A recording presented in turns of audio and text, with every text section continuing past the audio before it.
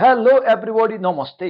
आजको यस भिडियोमा कक्षा 12 principle of accounting board exam point of view 8 मार्क्समा आउने क्वेसन कस्ट सिट अर्थात् युनिट अर आउटपुट कस्टिङबाट कस्ट सिट टपिकमा हामी आज डिस्कस गर्न गइरहेका छौं। यो एउटा मात्र भिडियो हेरेर तपाईको बोर्ड इक्जाम कक्षा 12 को बोर्ड इक्जामको लागि 8 मार्क्सको कम्प्लिट प्रिपरेसन हामी गराउने छौं। कस्ट सिटमा बेसिकली कम्पनीले कस्ट सिट एउटा पिरियोडिक रूपमा प्रिपेयर गर्छ। यो प्रिपेयर गर्नुको मेन रिजन भनेको कस्ट एस्टिमेसन गर्नको लागि, प्राइस डिटरमाइन गर्नको लागि र कस्ट कन्ट्रोल गर्नको लागि हुन्छ।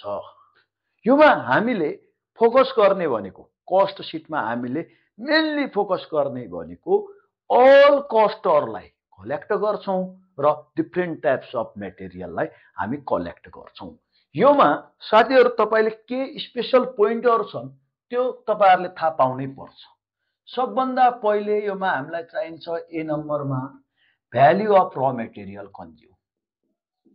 Value of raw material consume. त्यसपछि बी मा हामी निकाल्छौं प्राइम कस्ट। त्यसैगरी सी मा हामी निकाल्छौं फ्याक्ट्री कस्ट इन्कर्ड। त्यसैगरी डी मा हामी निकाल्छौं फ्याक्ट्री कस्ट। ई मा कस्ट अफ प्रोडक्सन। त्यसैगरी एफ मा कस्ट अफ गुड्स सोल्ड र जी मा कस्ट अफ सेल्स भने नि भो, टोटल कस्ट भने नि भो। त्यसपछि हामीलाई चाहियो प्रॉफिट चाहियो अनि आउने छ सेल्स। हामीले यो च्याप्टरमा बेसिकली तपाईले ए देखि जी सम्म यो यसको format सम्झिने, value of raw material consume देखि सेल सम्मको कुरालाई तपाईले फर्मेट सम्झिने र यो क्याल्कुलेट गर्न हामी सिक्ने छौं। अब म यसपछि यतापट्टि तपाईलाई यी टपिकहरुको बारेमा डिस्कस सँगसँगै साथीहरु यो भित्र के राख्ने त त्यो बारेमा हामी डिस्कस गर्ने छौं। हाम्रो फर्मेट एकदमै सजिलो छ। कस्ट सिटको फर्मेट एकदमै सजिलो छ। हामीले पार्टिकुलर अमाउन्ट मात्रै राख्छौं। कस्ट सिटको सुरुवात हामी र मेटेरियलबाट गर्छौं। हामीले सबभन्दा पहिले हेर्नुस् है, र मेटेरियल भनेको जस्तो एकछिनलाई हामीसँग के छ, मार्कर प्रोड्युस गर्ने फ्याक्ट्री छ। यहाँ एकछिनलाई सम्झिनुस् बे, सुन्नुस् है बाबु नानीहरु। हाम्रो डल बनाउने कम्पनी छ। डल बनाउनको लागि एट फर्स्ट हामीलाई के चाहियो त? डलको लागि क्लोथ चाहियो, कपास चाहियो। हो, त्यो भने के हो? र मेटेरियल हो। सबभन्दा पहिले खोज्ने opening stock of raw material. Opening stock of र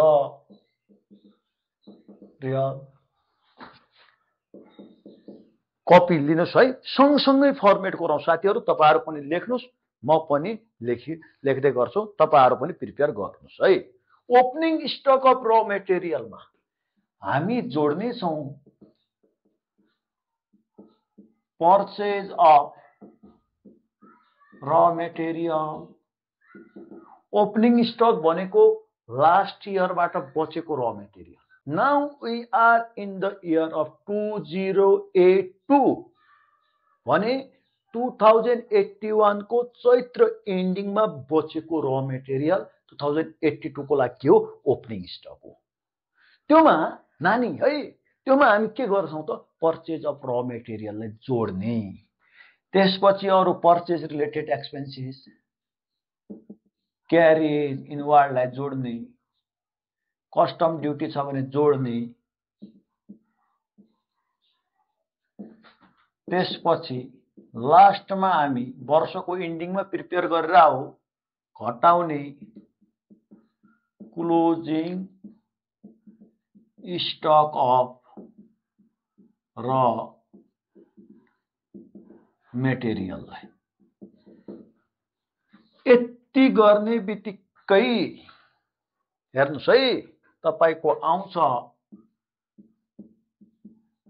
value of raw material consume value of raw material consume के रहेछ त भन्दा sum of opening stock of raw material purchase of raw material all purchase related expenses direct expenses related to purchase ले जोड्ने र अन्तिममा के गर्ने क्लोजिङ स्टक अफ र मेटेरियललाई घटाउने के आयो त value of raw material consume आयो त्यसपछि जोड्ने all direct expenses direct wages त्यसैगरी हुन सक्छ डाइरेक्ट एक्सपेन्सेस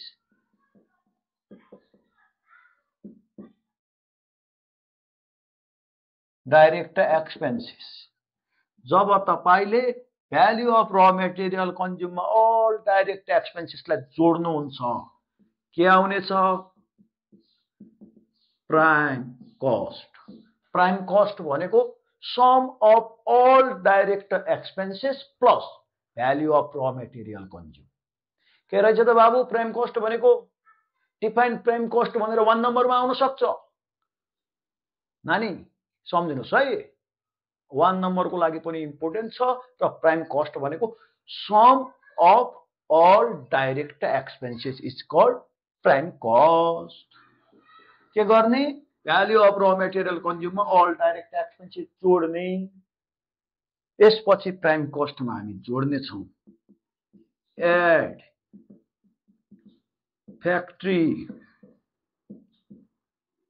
ओभरहेड भनेको एक्सपेन्सेस हो factory overhead are those expenses which are related to production process उत्पादन गर्ने बेलामा कम्पनीमा लाग्ने खर्चलाई हामी के भन्छौं त फ्याक्ट्री ओभरहेड भन्छौं यो भित्र सबै इन्डाइरेक्ट एक्सपेन्सेस राख्ने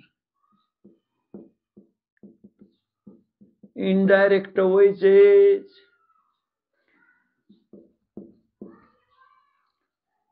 indirect material coal and fuel त्यसैगरी योमा चाहिँ कोल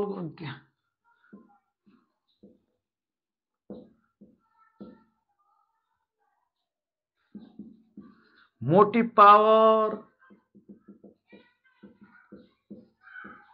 त्यसैगरी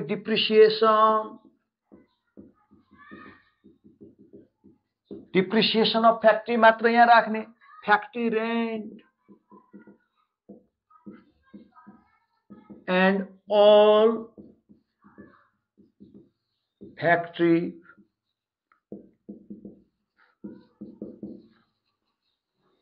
हेर्नुस् है फ्याक्ट्री ओभरहेड मा भित्र के राख्ने all indirect expenses plus factory related expenses that may be coal, gas, fuel, motive power, depreciation of factory त्यसैगरी सुपरवाइजर को चाहिँ हाम्रो चाहिँ सुपरवाइजर जो चाहिँ फ्याक्ट्रीको हुन्छ तिनीहरुलाई दिने चाहिँ हाम्रो ज्याला त्यसैगरी अल चाहिँ फ्याक्ट्रीमा रिलेटेड इन्डाइरेक्ट वेज हुन सक्छ इन्डाइरेक्ट मेटेरियल हुन सक्छ यो सबै फ्याक्ट्री ओभरहेडमा राख्ने जब हामी प्राइम कस्टमा फ्याक्ट्री ओभरहेड जोड्ने छौं साथीहरु त्यसको नाम आउने छ factory cost incurred factory cost incurred is the sum of prime cost plus factory overhead. जब factory cost incurred आयो योमा जोड्ने add opening stock of work in progress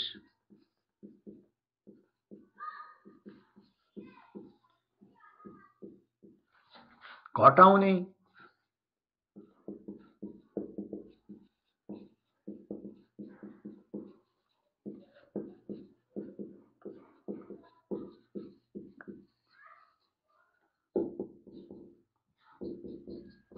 हेर्नुस् है फ्याक्ट्री कस्ट इन्कर्ड आइसकेपछि we will add opening stock of work in progress भनेको semi finished goods कुनै बेला semi finished goods भन्छ कुनै बेला वर्क इन प्रोग्रेस भन्छ भने त्यसको ओपनिङ स्टकलाई जोड्ने त्यसैगरी closing stock of semi finished goods या वर्क इन प्रोग्रेसलाई घटाउने यो सँगसँगै फ्याक्ट्री कस्ट इन्कर्डमा घटाउनु पर्ने one of the most important topic झुक्क्याउनलाई कहिलेकाहीँ मात्र इक्जाममा आउँछ अस्ति हिसानको इक्जाममा आथ्यो नानी याद छ काठमाडौँमा हिसानमा सोधेको इक्जाममा बाबु सम्झिनुस् त सेल्स अफ स्क्रैप कता राख्नु भएको थियो यहाँ घटाउने फ्याक्ट्री कस्ट इन्कर्डमा सेल्स अफ स्क्रैपलाई के गर्ने घटाउने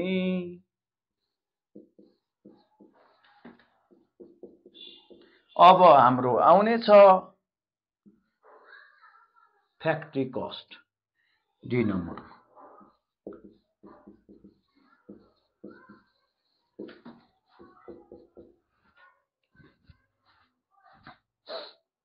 ओके फ्याक्ट्री कस्ट डी नम्बरसम्म निकालिसकेपछि साथीहरु फ्याक्ट्री कस्ट डी नम्बरसम्म निकालिसकेपछि फ्याक्ट्री कस्ट पछिको पार्ट मैले ट्याक्कै यहाँ पछि हामी यतापट्टि गर्न गइरहेछौँ है हेर्नुस् है साथीहरु फ्याक्ट्री कस्ट पछिको पार्ट ट्याक्कै यहाँ लेख्न गइरहेछौँ फ्याक्ट्री कस्टमा हामी जोड्ने छौँ एड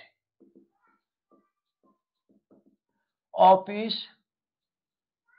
ओभरहेड के जोड्ने अफिस ओभरहेड जोड्ने अफिस ओभरहेड हामीले के गर्छौं त अब जोड्छौं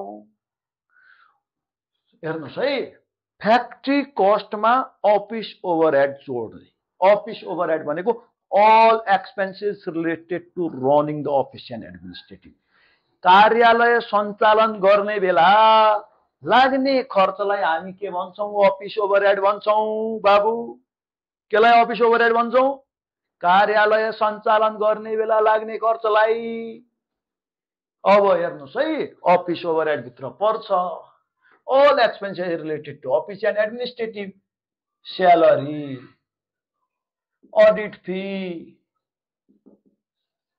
administrative office expenses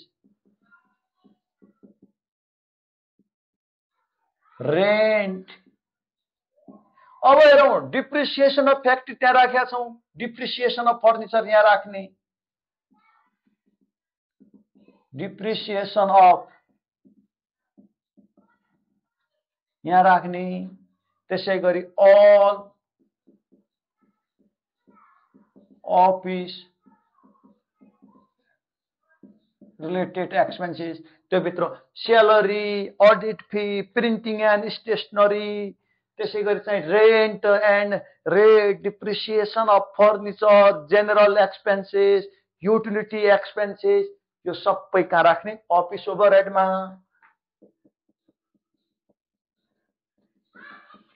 जब तपाईले फ्याक्ट्री कस्टमा अफिस ओभरहेड जोड्नुहुन्छ यसको नाम आउँछ cost of production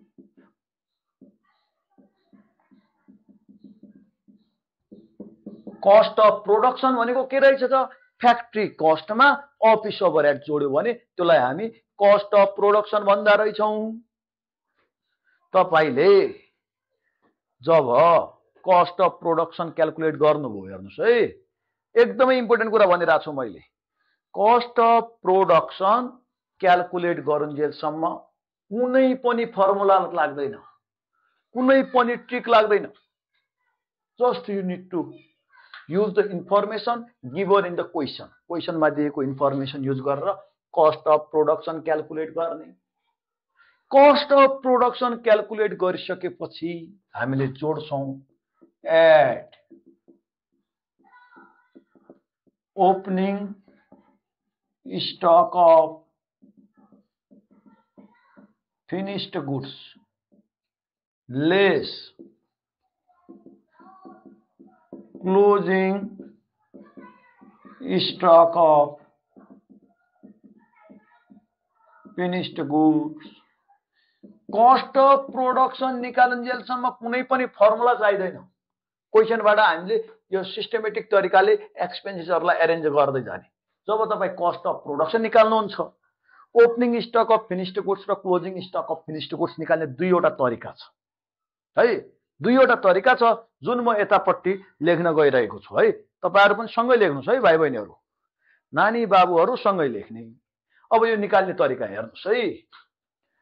opening stock of finished goods या closing stock of finished goods निकाल्नलाई हामीलाई चारवटा कुरा चाहिन्छ। एउटा प्रोडक्सन युनिट, अर्को सेल्स युनिट, हामी वर्किङ नोटमा छौं है, अर्को ओपनिङ स्टक अफ, मैले फिनिश्ड गुड्सलाई एफजी भनेर लेखेँ, closing stock of finished goods. हेर्नुस्, चारवटा आइटम लेखे। क्वेसनमा जब यो चारवटा मध्ये हामीलाई अलमोस्ट क्वेसनमा तीनवटा कुरा मात्रै दिया हुन्छ, तीनवटा कुरा मात्रै दिया हुन्छ। त्यो तीनवटा कुरा दिएको बेला हामीलाई एउटा फर्मुला चाहिन्छ। त्यो फर्मुला छ, म यहाँ लेख्दै छु, closing stock of finished goods equal to opening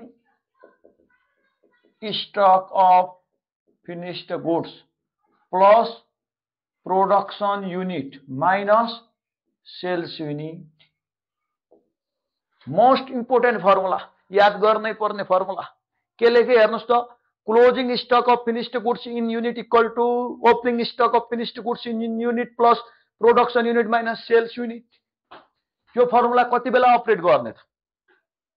यो चारवटा कम्पोनेन्ट मध्ये तीनवटा मात्रै कम्पोनेन्ट दिया छ भने यो फर्मुला अपरेट गर्ने। एकछिनलाई सम्झनुस् त, opening stock of finished goods in unit दिया छ, प्रोडक्सन युनिट दिया छ, सेल्स युनिट दिया छ, closing stock of finished goods दिया छैन, निकाल्ने त्यो फर्मुलाबाट। अर्को छिनलाई सम्झनुस् त बाबु, opening stock of finished goods दिया छ, प्रोडक्सन युनिट दिया छ, closing stock of finished goods दिया छ, सेल्स युनिट दिया छैन, सेल्स युनिट निकाल्ने भने त्यो यो 1 2 3 4 मध्ये एउटा नदिएको बेला यो फर्मुला लाउने क्याल्कुलेट गर्ने।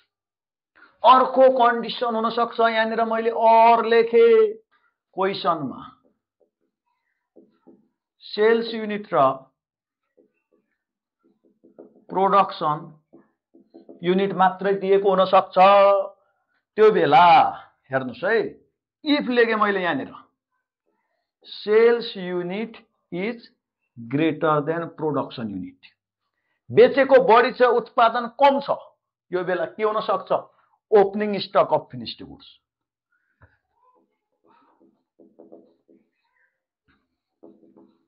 Stock of finished goods equal to sales unit minus production unit. यहाँनिर closing stock of finished goods आउने भएन, यो दुईवटा मात्रै दिएको केसमा के मात्रै हुने भयो?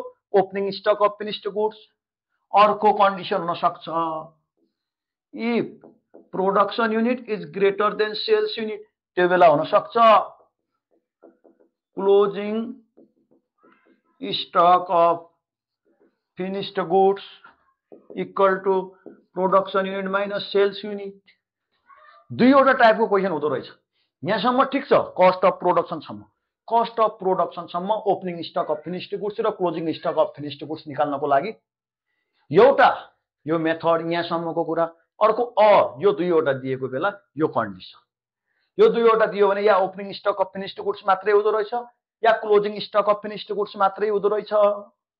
अब लास्टमा हामीलाई चाहियो cost per unit.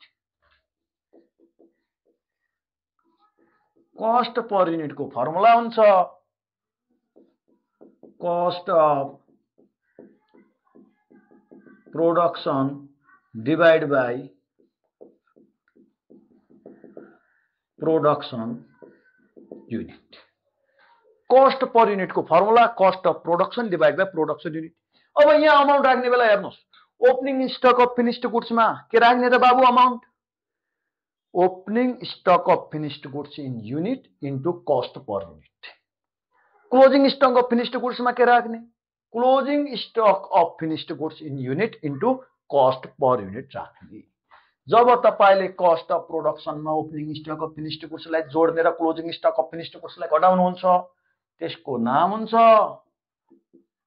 Cost of goods sold cost of goods sold में हामी जोड्छौं selling overhead are those expenses which are related to selling and distribution.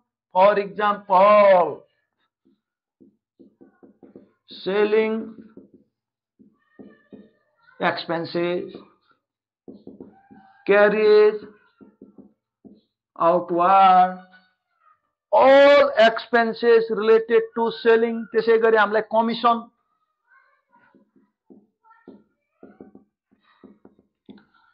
all selling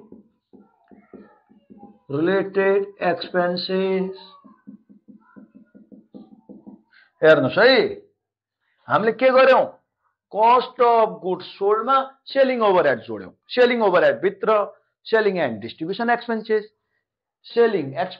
क्यारिएज outward commission expenses all selling expenses जब तपाईले cost of प्रोडक्सनमा selling overhead जोड्नुहुन्छ के आउँछ त टोटल कस्ट में प्रॉफिट लाई जोड्ने र आउँछ लास्ट में सेल्स अब हेर्नुस् टोटल कस्ट में ठीक छ यहाँनिर सेलिङ एक्सपेन्सेस पर युनिट दिएको हुन्छ भने selling expenses per unit into sales unit गर्ने बाँकी कुरा क्वेशनमै दिया हुन्छ गाह्रो हुँदैन टोटल कस्ट आयो टोटल कस्ट कसरी आयो कस्ट अफ गुड्स सोल्ड में अल सेलिङ ओभरहेड जोडेर आयो अब प्रॉफिट निकाल्ने दुईवटा तरिका छ एउटा हुन्छ प्रॉफिट अन कस्ट दिइहाल्छ त्यो बेला सजिलो छ total cost into percentage of profit divide by 100 गर एउटा प्रॉफिट अन कस्ट दिया हुन सक्छ अर्को